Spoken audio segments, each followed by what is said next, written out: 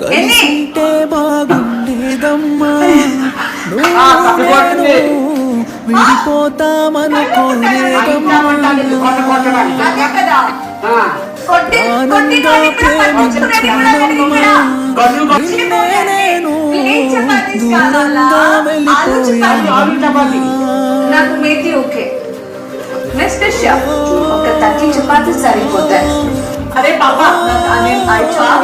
అంటే నాకు పాప చపాతీ పొడి చేస్తున్నాడు చపాతీ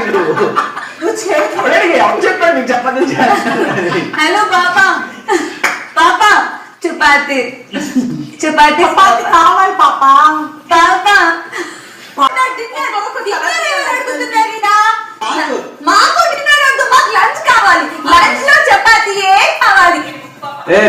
అది బిర్యానీ కాదు పాపా.